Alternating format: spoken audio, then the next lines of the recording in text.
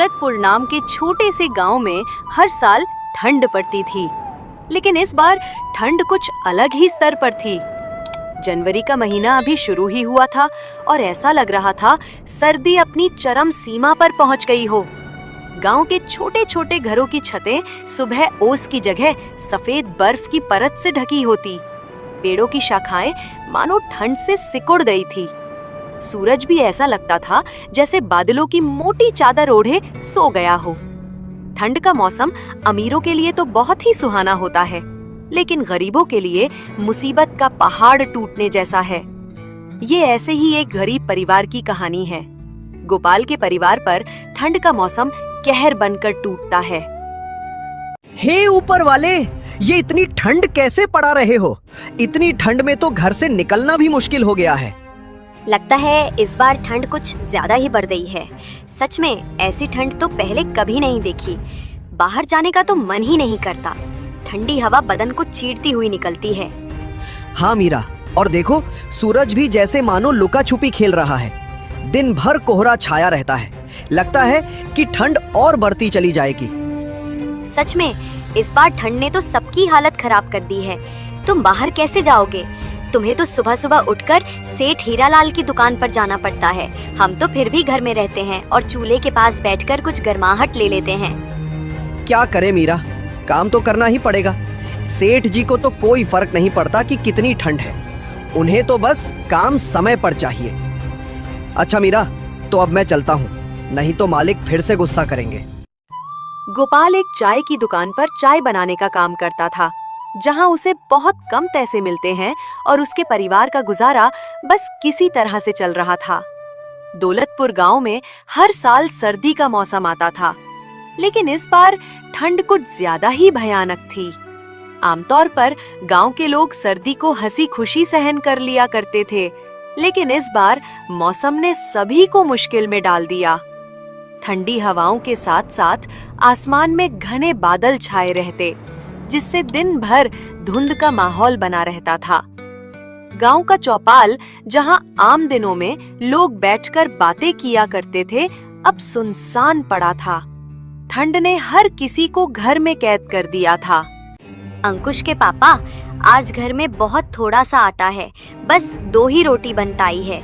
एक रोटी मैंने आपके लिए बांध दी है, दिन में खा लेना। बच्चों को आधी आधी रोटी खिला दूंगी। नहीं मीरा, आजकल तो मुझे दिन में भूख ही नहीं लगती। वो दिन छोटा होने लगा है ना, इसलिए मैं तो दिन में चाय पीकर ही अपना काम चला लूंगा। आज मालिक सैलरी देंगे तो शाम को आते वक्त मैं राशन लेता आऊंगा। तुम दोनों रोटी बच्चों को खिला देना। मीरा को पता था कि सिर्फ एक कप चाय पीने से पेट नहीं भरता, लेकिन वो हालातों के आगे मजबूर थी। गोपाल घर से बाहर जाने के लिए निकलता है, लेकिन बाहर बहुत ठंड पड़ रही थी। आसमान से बर्फ के बड़े बड़े टुकड़े गिर रहे थे। गोपाल के पास एक भी गर्म कपड़ा नहीं था। धोती कुर्ते में गोपाल ठंड के मारे कांपने लगा। हे भगवान, बाहर तो बहुत ठंड है। इतनी ठंड में तो बाहर जाने की हिम्मत ही नहीं हो रही है। अपने आप को संभालता हुआ गोपाल कड़कती ठंड में भी मालिक की दुकान पर सुबह 6 बजे पहुंच गया। आ गया तू? चल जल्दी से सारे बर्तन धो दे। बर्तन धोकर फटाफट अदरक वाली चाय बना, ग्राहक आने वाले हैं। जी मालिक, अभी बर्तन धो देता हूँ। बर्फ जैसे ठंडे पानी में बर्तन धोना गोपाल के लिए बहुत मुश्किल होता था, लेकिन वो कहते हैं ना कि गरीबी सब कुछ करा देती है। बर्तन धोकर गोपाल ने ग्राहकों के लिए चाय बनाई और सबको चाय दी। चूल्हा जलाने के बाद गोपाल को ठंड से थोड़ी राहत मिली। गोपाल का बहुत मन हो रहा था कि एक कप चाय वो भी पी ले।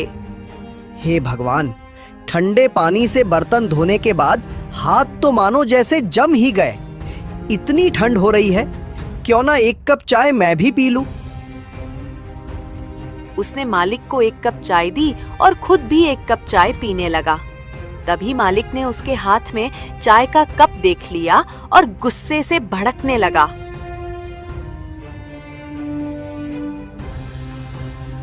ये क्या गोपाल, तुम्हें यहाँ चाय बनाने के लिए रखा गया है या चाय पीने के लिए? मालिक, वो बहुत ठंड लग रही थी। गलती हो गई मालिक, आगे से चाय कभी नहीं पीऊंगा। ठंड लग रही थी? आज तो मैंने तुझे रंगे हाथों पकड़ लिया। न जाने रोज तू कितने कप चाय पी जाता होगा। अब रोज के 2 कप चाय के पैसे तेरी सैलरी से काटूं तब तुझे समझ आएगा। मुफ्त का सामान मिला नहीं कि लूटना शुरू। बेचारा गोपाल सैलरी काटे जाने की बात से बहुत दुखी हो गया। उसे नहीं पता था कि 1 कप चाय की उसे इतनी भारी कीमत चुकानी पड़ जाएगी। शाम को उसे मालिक ने आधी सैलरी दी। मालिक, मुझे माफ कर दीजिए। अब से मैं चाय नहीं पीऊंगा, लेकिन मुझे पैसे पूरे दे दीजिए। मैं सच कहता हूँ मालिक, आज मैंने पहली बार चाय पी थी। वो पहनने के लिए गर्म कपड़े नहीं है ना, इसलिए मुझे ठंड ज्यादा लगती है। अरे वाह, पूरे पैसे दे दूं तुझे और मुफ्त की चाय भी पिलाऊं? खोल कर नहीं बैठा, चल अब भाग यहाँ से। मालिक हीरालाल गोपाल को काम पर से निकाल देता है। काम से निकाले जाने पर गोपाल बहुत दुखी था।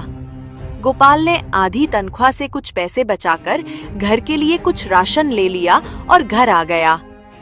घर आकर उसने मीरा को जब राशन दिया तब मीरा ने कहा, इस बार तो आप हर बार से बहुत कम राशन लाए हैं, क्या बात है जी? गोपाल ने मीरा को सारी बात बता दी। हे भगवान, तूने ये ठंड का मौसम बनाया ही क्यों? तुझे भी हम गरीबों के साथ मजाक करने में बहुत मजा आता है ना? तुम परेशान मत हो मीरा, देखना एक दिन सब कुछ ठीक हो जाएगा। ये कुछ पैसे मैंने बचा लिए। इन पैसों से तुम बच्चों के लिए गरम कपड़े और अपने लिए भी एक गरम कपड़े खरीद लेना। वो तो ठीक है, लेकिन आपका क्या? आप रोज एक पतले से कुर्ते में ही रोज काम पर जाते हैं। आपको ठंड नहीं लगती होगी क्या? आपको गरम कपड़ों की ज्यादा जरूरत है, नहीं तो आपकी तबीयत खराब हो जाएगी। इन पैसों से आप अपने लिए स्वेटर खरीद लीजिए। बच्चों के पास तो अभी पुराने स्वेटर हैं, उनसे उनका काम चल जाएगा। मैं तो ज्यादा समय चूल्हे के पास होती हूँ, मुझे तो ठंड कम लगती है। गोपाल बाजार जाकर उन पैसों से अपने लिए स्वेटर खरीद कर ले आया। मीरा जब खाना बनाती तो बच्चे ठंड से बचने के लिए चूल्हे के पास ही बैठे रहते। मैं बाहर जा रहा हूँ, देखता हूँ अगर कोई काम मिल जाए तो। खाली बैठने से कुछ नहीं होगा। इस बार तनख्वाह भी कम मिली है। जी ठीक है, ध्यान से जाइएगा और रात होने से पहले घर आ जाना। रात में ठंड बहुत बढ़ जाती है। हाँ तो दोस्तों, चलिए आगे देखते हैं इस वीडियो में क्या होता है और मजा आएगा। गोपाल बाहर निकल जाता है। बाहर ठंडी ठंडी हवाएं चल रही थी। गोपाल काम की तलाश में आगे बढ़ जा रहा था। भैया, आपके पास अगर मेरे लायक कुछ काम हो तो दे दीजिए, मैं कोई भी काम कर लूंगा। ठंड में तो वैसे भी मेरा काम बिल्कुल ठप पड़ गया है। मेरा खुद का खर्चा नहीं निकल पाता, उसमें मैं तुम्हें कहां से सैलरी दूंगा भाई? मेरे पास तो तुम्हारे लिए कोई काम नहीं है। गोपाल काफी जगह काम ढूंढता है मगर उसे कहीं काम नहीं मिलता। हे भगवान, अगर काम नहीं मिला तो गुजारा कैसे होगा? गोपाल ये सब सोच ही रहा था कि तभी वहाँ पर एक बूढ़ी अम्मा आती है। बेटा, क्या तुम मेरी मदद कर सकते हो? मेरा घर यहाँ से कुछ ही दूरी पर है। ठंड भी बहुत है ना, और मैं भी बहुत थक गई हूँ। ये कुछ मेरा सामान है, इसको मेरे घर तक पहुँचा दो बेटा, तुम्हारा बड़ा एहसान होगा। ठीक है माताजी, चलिए मैं अभी आपका सामान आपके घर तक पहुँचा देता हूँ। गोपाल सामान उठाता है और अम्मा के साथ चल पड़ता है। ये लो अम्मा, आ गया तुम्हारा घर। अम्मा, तुम यहाँ अकेली रहती हो? यहाँ तुम्हारे साथ और कोई नहीं रहता? हाँ बेटा, मैं यहाँ अकेले ही रहती हूँ। मेरे परिवार में और कोई नहीं है, बस ये एक मेरी लक्ष्मी है। ठंड बढ़ गई है ना, इसलिए जंगल से कुछ लकड़ियाँ लेने गई थी। आते आते देर हो गई। वो तो शुक्र है भगवान का जो वहाँ तुम मुझे मिल गए। अच्छा अम्मा, अब आप लकड़ियाँ जलाकर आराम कीजिए, मैं चलता हूँ, मुझे घर के लिए देर हो रही है। ठीक है बेटा, लेकिन मैं चाहती हूँ कि तुम मेरी लक्ष्मी को भी अपने साथ ले जाओ। मैं बहुत बूढ़ी हो चुकी हूँ, मैं लक्ष्मी का ढंग से ख्याल नहीं रख पाती, इसलिए मैं चाहती हूँ कि तुम मेरी लक्ष्मी का ख्याल रखो। ठीक है अम्मा, अगर आप इतना जोर डाल रही हैं तो आज से मैं आपकी लक्ष्मी का ध्यान रखूंगा। बेटा, इसे चारा सही से खिलाना तो ये तुम्हें बहुत सारा दूध देगी। ठीक है अम्मा, जैसा आप कहो, मैं आपकी लक्ष्मी का बहुत अच्छे से ख्याल रखूंगा। इतना कहकर गोपाल लक्ष्मी को लेकर घर आ जाता है। जब मीरा ने गोपाल को गाय के साथ देखा तो वो बोली, अरे ये किसकी गाय ले आए आप? गोपाल मीरा को सारी बात बता देता है। बस इस तरह अम्मा ने इस लक्ष्मी को मुझे दे दिया और कहा उसका बहुत ध्यान रखना। अब हम इसका बहुत ध्यान रखेंगे, बिल्कुल अपने बच्चों की तरह। मीरा, रात तो होने वाली है, मैं सोच रहा हूँ कि लक्ष्मी के लिए कुछ हरी हरी घास ले आऊं। रात में अगर लक्ष्मी को भूख लगी तो हमारे पास उसे खिलाने के लिए कुछ भी नहीं है। जी हाँ, आप जल्दी से लक्ष्मी के लिए कुछ खाने को ले आइए। गोपाल जंगल की ओर निकल जाता है और लक्ष्मी के लिए ढेर सारा चारा लेकर घर पहुंचता है और लक्ष्मी को खिला देता है। कुछ देर बाद लक्ष्मी ढेर सारा दूध देती है। देखो मीरा, लक्ष्मी ने तो बहुत सारा दूध दिया है। इतना सारा दूध तो हम पी ही नहीं पाएंगे। लाइए, सबसे पहले मैं कुछ दूध की चाय बना देती हूँ। आज पूरा परिवार एक साथ बैठकर चाय पिएगा। आज हम सब एक गिलास गरम दूध पी करके सो जाएंगे, क्योंकि खाने के लिए अभी हमारे पास बिल्कुल राशन नहीं बचा है। इस तरह गोपाल का परिवार उस दिन लक्ष्मी के दूध से अपना पेट भर लेता है और सो जाता है।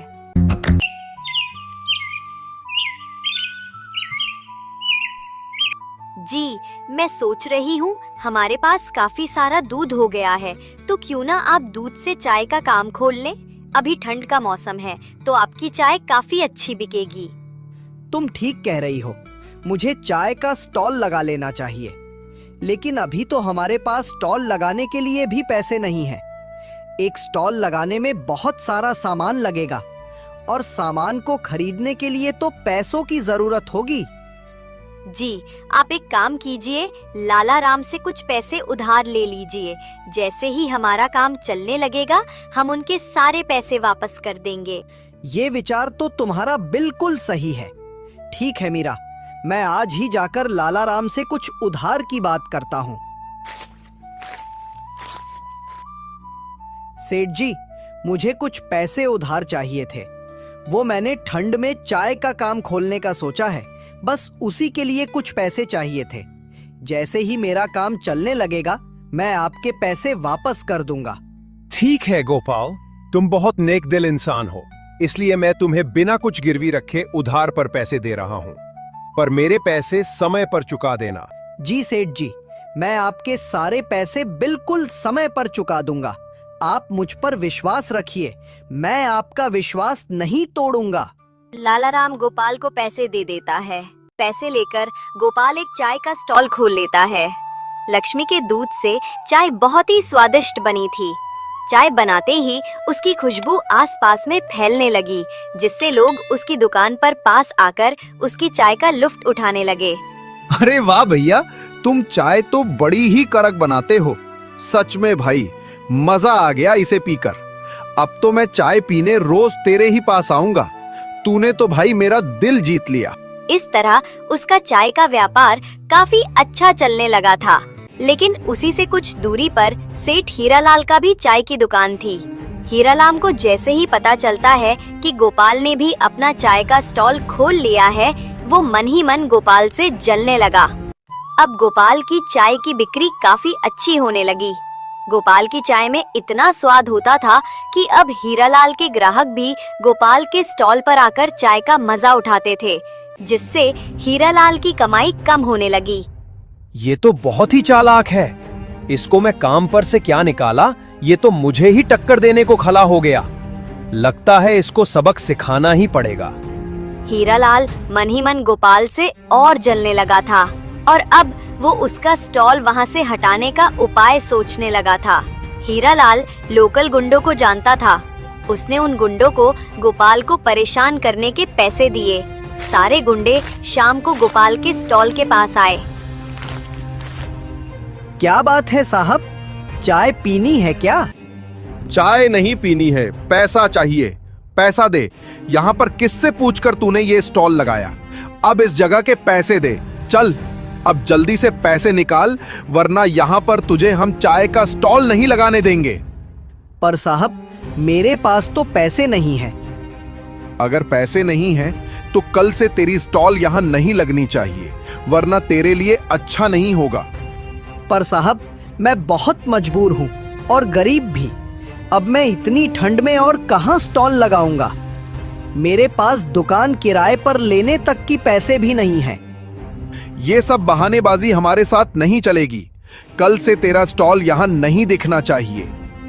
वो गुंडे गोपाल को धमकाकर वहाँ से चले जाते। फिर अगले दिन गोपाल फिर से वहाँ चाय का स्टॉल लगा लेता है। गोपाल का ठेला फिर से वहीं देख हीरालाल को बहुत गुस्सा आता है और उन गुंडों से कहता है, मैंने तुम्हें किस बात के पैसे दिए थे? गोपाल का स्टॉल यहाँ से हटा क्यों नहीं? अरे भाई, हमने तो कल उसको खूब धमकाया था, पर लगता है हमारी धमकी का उस पर कोई असर नहीं हुआ। अरे सिर्फ धमकी से कुछ नहीं होगा। जब तक उसे 2-4 डंडे नहीं पड़ेंगे तब तक बात उसके दिमाग में नहीं घुसेगी। ठीक है भाई, अब आप देखते जाइए हम किस तरह उसका स्टॉल बंद करवाते हैं।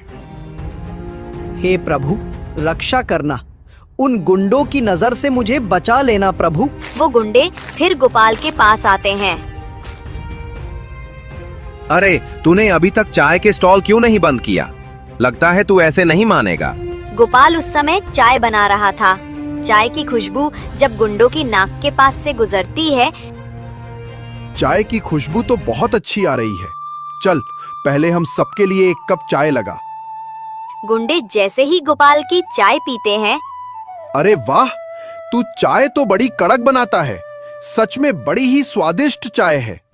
तू चिंता मत कर चाय वाले, अब तुझे हमारे होते हुए यहाँ से कोई नहीं हटाएगा। गुंडे जैसे ही गोपाल की चाय पीते हैं, वो गुंडे डंडा लेकर वापस हीरालाल के पास पहुंच जाते हैं और उसकी ही पिटाई कर देते हैं। ये ले अपने पैसे, और आगे से उस ठेले वाले को परेशान किया तो हमसे बुरा कोई नहीं होगा। गुंडे उल्टा हीरालाल को ही धमकी देकर वहां से चले जाते हैं। गुंडों की धमकी से डरकर हीरालाल ने अब गोपाल को परेशान करना बंद कर दिया। गोपाल अब आराम से चाय की स्टॉल लगाता है और कड़कती ठंड में लोगों को गर्मा गर्म चाय पिलाता है। दोस्तों वीडियो पसंद आया हो तो प्लीज़ चैनल को सब्सक्राइब करना और लाइक भी